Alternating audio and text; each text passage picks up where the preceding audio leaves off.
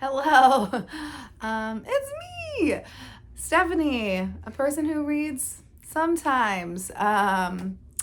Hey, it's been a while. I feel like mentally I'm kind of gearing up for the new year, and so I want to try to get back in the swing of things. So I'm going to do a little wrap up of some books that I've finished. I think this is August and September books. But don't quote me on that. Hopefully I will be able to do an actual October wrap up in a timely fashion, aka in 5 days, who knows. And yeah, again, just trying to think of the new year, trying to get back in the swing of things, hoping for the best. So I will talk about On the Calculation of Volume 1, a novel by Solveig Bale, translated by Barbara Haviland. I'm just guessing on pronunciations. And this is a New Directions Press, or is it paperback? New Directions paperback. I don't know. Whatever, you guys know the publisher. Yes, I was given this as a gift by Adam, and he really hyped it. I feel like everyone has really hyped this book, to be honest with you, and thus my enjoyment maybe was not as great as it could have been, which is a little bit of a bummer. I did really like it, so let me, I guess, set this tables straight or whatever.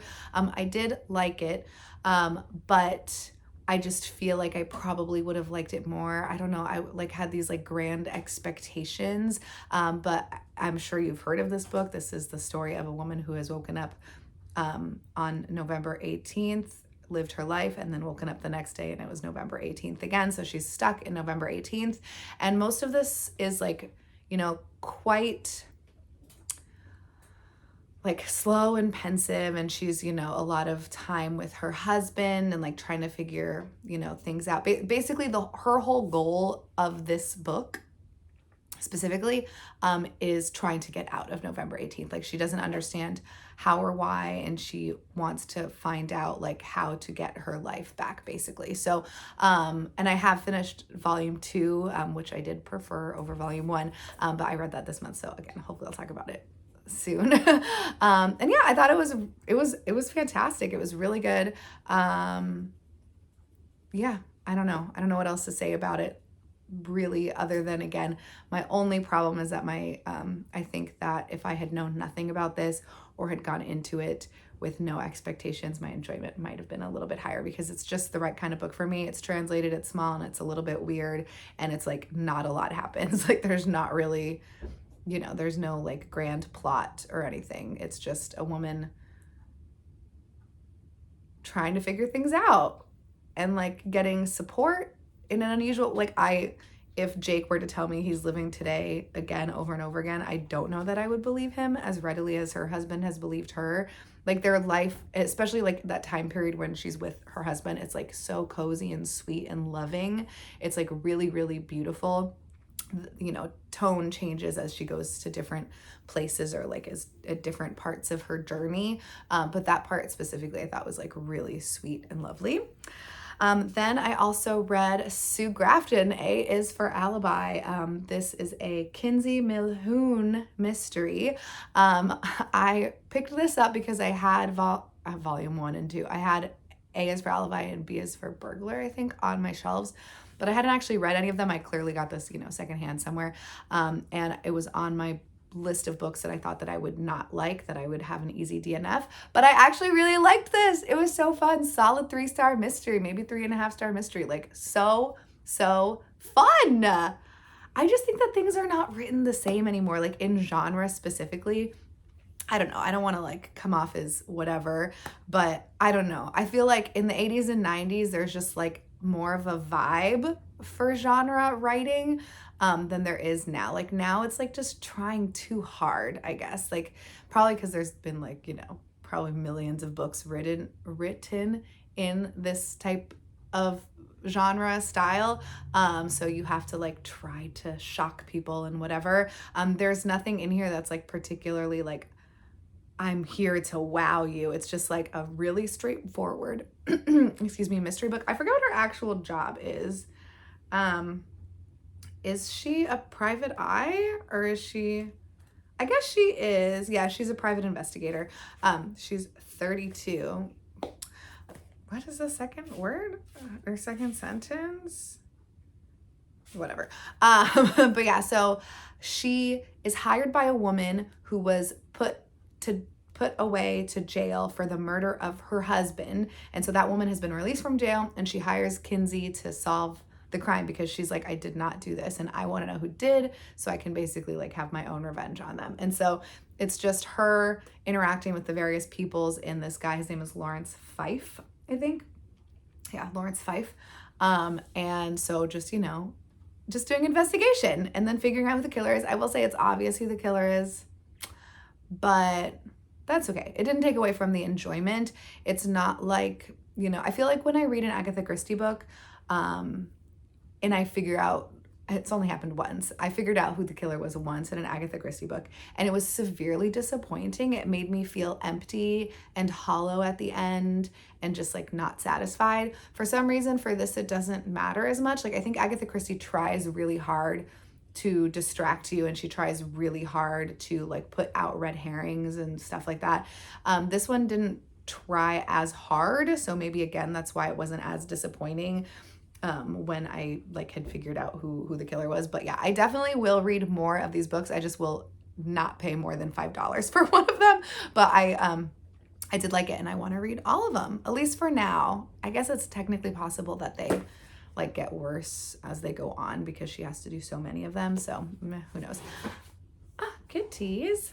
So I think that's all I read in August. And then in September, it was shorty September. So I was like, let me try to read some small things, which I accomplished. Extremely small things. The first one is Coeur de Lion by Ariana Reines. This is Fence Books. Publisher. I believe I got this at like one of the Portland book festivals, Portland Book Fest. It is a poem. It's one like long kind of narrative poem about this person and like her relationship with someone. So it says, you know, a love poem that directly addresses the recently lost you. So yeah, I did like it while I read it, but I don't really remember much about it other than that's kind of like what the general plot and vibe is. And I would read more books by her, but I just like, it's not something that sticks super heavy. And again, I think it took me like so many days to read this. Like this should have taken at max 2 hours to read. But that's okay. I think that's part of it. I don't know how you guys feel, but I definitely feel like there's a sweet spot for how long it takes to read a book. And it depends on, you know, on the book. Every book I think has a different sweet spot. And I think that this book's sweet spot is not over several days.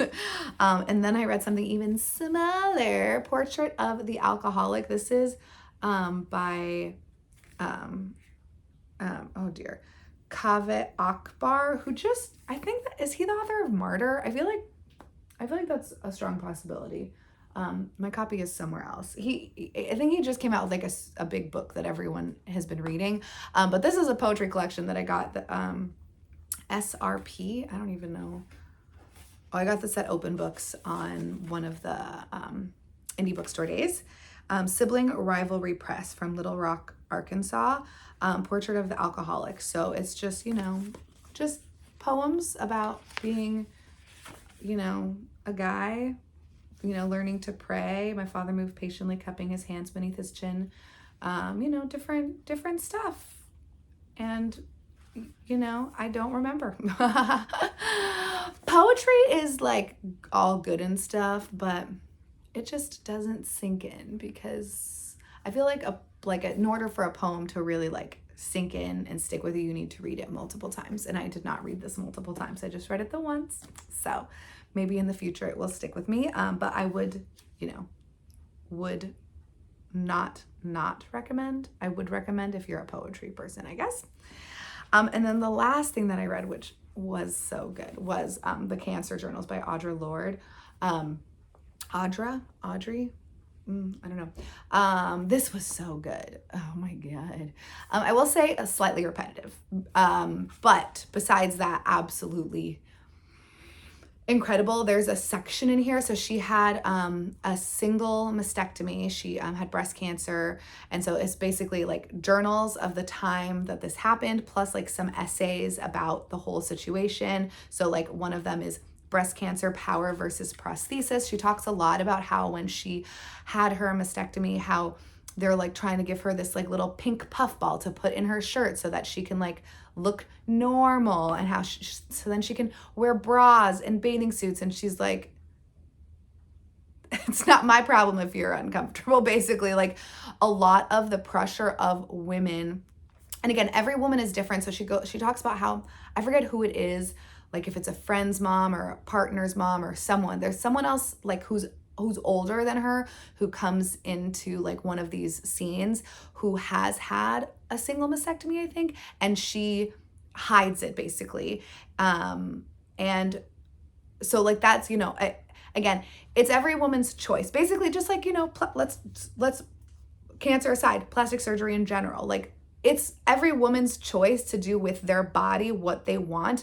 But to feel like you must do something in order to please other people, or in order to feel good about yourself, even though you don't know how I feel good about myself, it's crazy. So like, again, immediately the second that she has her surgery or whatever, like the people are coming in to like try to make her, like, oh, you're part of this like womanhood, this like bonding, but like, here's how you can hide the fact that this happened to you so that you can feel good about yourself. Like it's couched in, whatever, like trying to get the person who has had cancer and who could potentially, have breast cancer in the future, like whatever, like you don't know what's going to happen. She goes into a lot of detail about how like when your breast tissue is cut, like could activate new cancer cells.